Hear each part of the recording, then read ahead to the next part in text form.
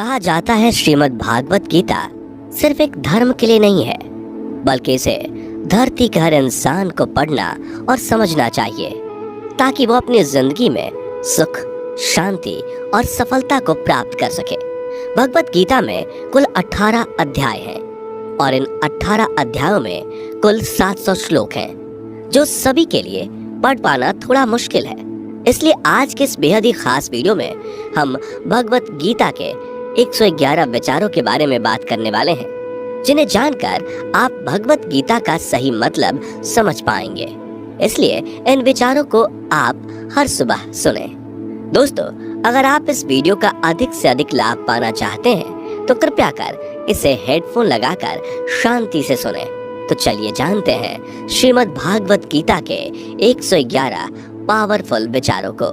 श्री कृष्ण कहते हैं कि मनुष्य को परिणाम की चिंता किए बिना, लोभ लालच बिना एवं निस्वार्थ और निष्पक्ष होकर अपने कर्तव्यों का पालन करना चाहिए।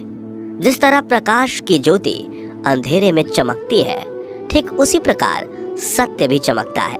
इसलिए मनुष्य को हमेशा सत्य की राह पर चलना चाहिए। जिस मनुष्य के अंदर ज्ञान की कमी और ईश्वर में श्रद्धा नहीं होती, वो मनुष्य जीवन में कभी भी आनंद और सफलता को प्राप्त नहीं कर पाता। जिस प्रकार मनुष्य अपने पुराने वस्त्रों को त्याग कर नए वस्त्र धारण करता है, ठीक उसी प्रकार आत्मा पुराने व्यर्थ के शरीर को त्याग कर नए भौतिक शरीर को धारण करती है। कौन क्या कर रहा है, कैसे कर रहा है और क्यों कर रहा है, इन सब से आप जितना दूर रहेंगे उतना ही आप खुश रहेंगे। समझदार व्यक्ति जब संबंध निभाना बंद कर देता है तो समझ लेना उसके आत्मसम्मान को कहीं ना कहीं ठेस अवश्य पहुंची है। मोह उसी का करो जिस पर आपका अधिकार है। जिस पर आपका अधिकार ही नहीं, उसका मोह भी नहीं करना चाहिए। जो दूसरों की तकलीफों को समझते हैं, जिनमें दया है, दिल से अच्छे हैं, उन्हें दोबारा जन्म लेना नहीं पड़ता। प्रबुद्ध व्यक्ति के लिए गंदगी का ढेर, पत्थर और सोना सभी समान है। आपके कर्म ही आपकी पहचान है, वरना एक नाम के हजारों इंसान हैं।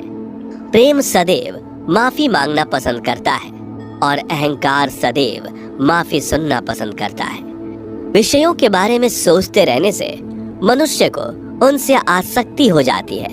इससे उनमें कामना यानी इच्छा पैदा होती है और कामनाओं में विघ्न आने से क्रोध की उत्पत्ति होती है।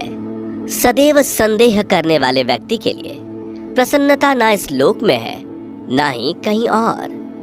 कर्म वह फसल है जिसे इंसान को हर हाल में काटना ही पड़ता है। इसलिए हमेशा अच्छे बीज बोएं ताकि फसल अच्छी हो। जो होने वाला है वो होकर ही रहता है और जो नहीं होने वाला वो कभी नहीं होता। ऐसा निश्चय जिनकी बुद्धि में होता है, उन्हें चिंता कभी नहीं सताती। अच्छे कर्म करने के बावजूद भी लोग केवल आपकी बुराइयां ही याद रखेंगे। इसलिए लोग क्या कहते हैं इस पर ध्यान मत दो, तुम अपना कर्म करते रहो। जितना हो सके खामोश ही रहना अच्छा है, क्योंकि सबसे ज्यादा गुनाह इंसान से उसकी जुबान ही करवाती है। गीता में भगवान श्री कृष्ण कहते हैं कि हे अर्जुन, अपने परम भक्तों जो हमेशा मेरा स्मरण या एक चित्त मन से मेरा पूजन करते हैं, मैं व्यक्तिगत रूप से उनके कल्याण का उत्तरदायित्व लेता हूँ। हे पार्थ, जो लोग भक्ति में श्रद्धा नहीं रखते वो मुझे प्राप्त नहीं कर पाते। अतः वे इस भौतिक जगत में जन्म मृत्यु के मार्ग पर वापस आते रहते हैं। मौन सबसे अच्छा उत्तर है किसी ऐसे व्यक्ति के लिए जो आपके शब्दों को महत्व नहीं देता। बदल जाओ वक्त के साथ, या फिर वक्त बदलना सीखो। मजबूरियों को मत कोसो, हर हाल में चलना सीखो। किसी काम की चिंता करना ठीक है, पर चिंता इतनी भी नहीं होनी चाहिए कि वह काम ही बिगड़ जाए। अच्छी नीयत से किया गया काम कभी व्यर्थ नहीं जाता और उसका फल आपको जरूर मिलता है। श्री कृष्ण कहते हैं कि मैं किसी का भाग्य नहीं बनाता, हर कोई अपना भाग्य खुद बनाता है। आप आज जो भी कर्म कर रहे हो उसका फल आपको कल प्राप्त होगा, और आज जो आपके पास है वह आपके द्वारा पहले ही किए गए कर्मों का फल है। मनुष्य नहीं उसके कर्म अच्छे या बुरे होते हैं, जैसे मनुष्य के कर्म होते हैं, उसे वैसे ही फल की प्राप्ति होती है। तुम्हें सिर्फ अपने कर्म करने का अधिकार है, किंतु कर्म के फलों के तुम अधिकारी नहीं हो। तुम ना तो कभी अपने आप को अपने कर्मों के फल का कारण मानो, नहीं कर्म ना करने में आसक्त हो जाओ। सही कर्म वह नहीं है जिसके परिणाम हमेशा सही हो, अपितु सही कर्म वह है जिसका उद्देश्य कभी गलत ना हो। संसार में कोई भी मनुष्य सर्वगुण संपन्न नहीं होता, इसलिए कुछ कमियों को नजरअंदाज करके रिश्ते बनाए रखिए। पूर्णता के साथ किसी और के जीवन की नकल करके जीने की तुलना में अपने आप को पहचान कर अपूर्ण रूप से जीना बेहतर है। जब भविष्य धुंधला पड़ने लग जाता है, तब आपको अपने वर्तमान में ध्यान केंद्रित करने की आवश्यकता है। कोशिश कर, हल निकलेगा, आज नहीं तो कल निकलेगा। अर्जुन के तीर सा सद मरुस्थल से भी जल निकलेगा। जीवन की सबसे बड़ी गलती वही होती है जिस गलती से हम कुछ सीख नहीं पाते। जब हमारा मन कमजोर होता है तो परिस्थितियां समस्या बन जाती हैं, और जब हमारा मन स्थिर होता है तब परिस्थितियां चुनौती बन जाती है, और जब हमारा मन मजबूत होता है तब परिस्थितियां अवसर बन जाती हैं। मनुष्य की मानवता उसी वक्त नष्ट हो जाती है जब उसे दूसरों के दुखों पर हंसी आने लगती है। हे भारतवंशी, शरीर में रहने वाले का वध कभी नहीं किया जा सकता, अतः तुम्हें किसी भी जीव के लिए शोक करने की आवश्यकता नहीं है। समय यही सिखाता है कि जिंदगी किसी का इंतजार नहीं करती और ना ही किसी के लिए रुक सकती है। जिंदगी खेलती भी उसी के साथ है जो खिलाड़ी बेहतरीन होता है। दर्द सबके एक जैसे हैं, मगर हौसले सबके अलग अलग हैं। कोई हताश होकर बिखर जाता है तो कोई संघर्ष करके निखर जाता है। मनुष्य को अपने कर्मों से संभावित परिणामों से प्राप्त होने वाली विजय या पराजय, लाभ या हानि, प्रसन्नता या दुख इत्यादि के बारे में सोचकर चिंता से ग्रसित नहीं होना चाहिए।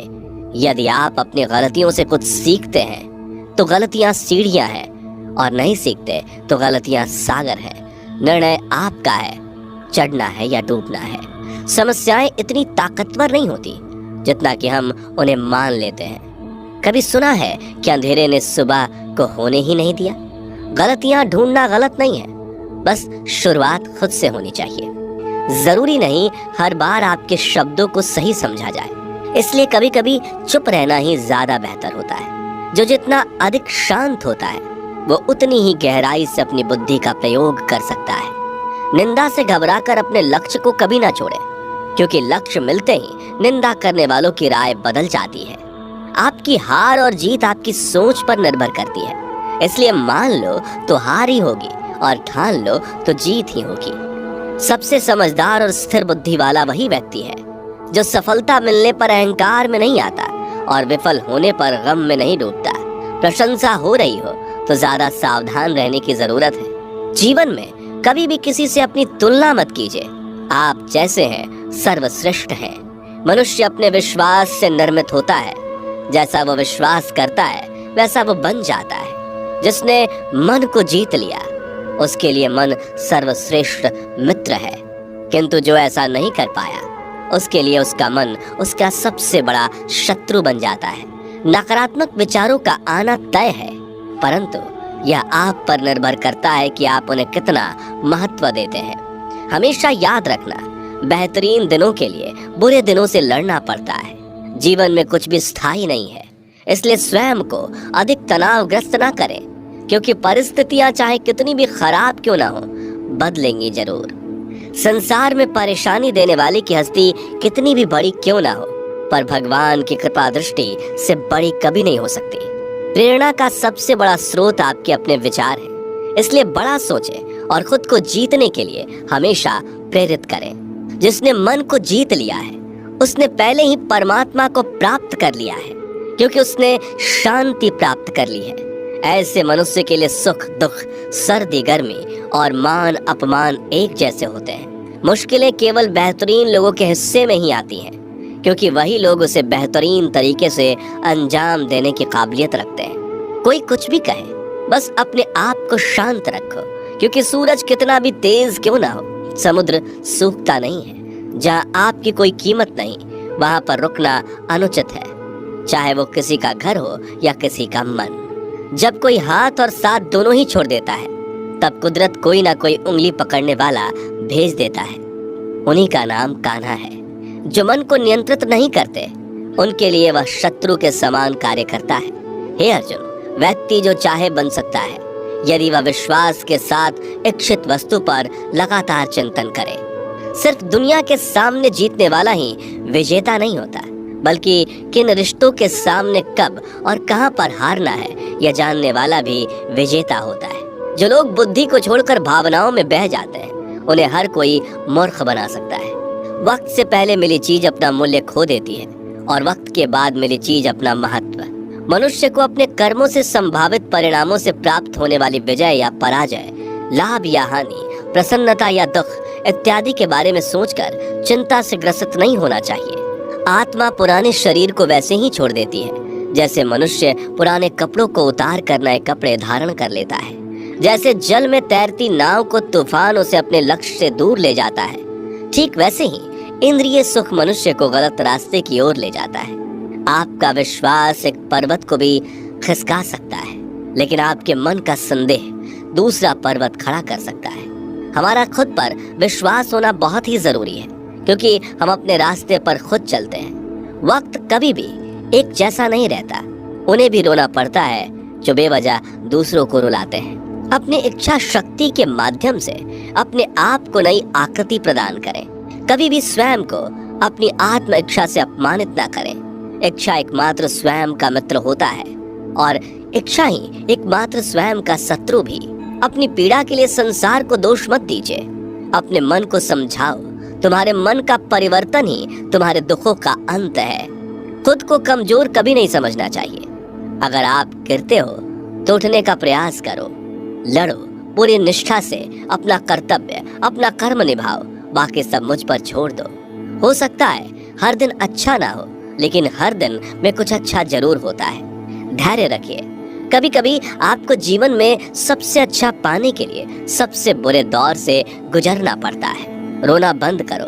अपनी तकलीफों से खुद लड़ना सीखो, क्योंकि साथ देने वाले भी शमशान से आगे नहीं जाते।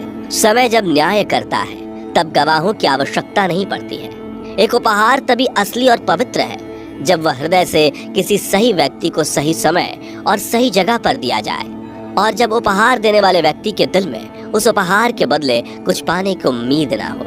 सुंदरता आपके दृष्टिकोण में होती है। किसी को कीचड़ में खिला कमल भी लुभाता है और किसी को चांद में भी दाग नजर आता है। हे अर्जुन, जो कोई भी जिस किसी भी देवता की पूजा पूरे विश्वास के साथ करने की इच्छा रखता है, तब मैं उसका विश्वास उसी देवता में दृढ़ कर देता हूँ। उदय किसी का भी अचानक नहीं होता।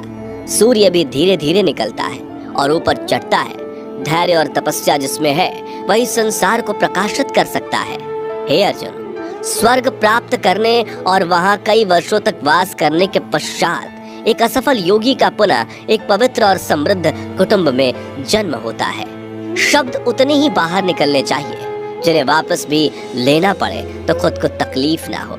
मन अशांत हो तो उसे नियंत्रित करना कठिन है, लेकिन अभ्यास से इसे वश में किया जा सकता है। अहंकार और संस्कार में फर्क है।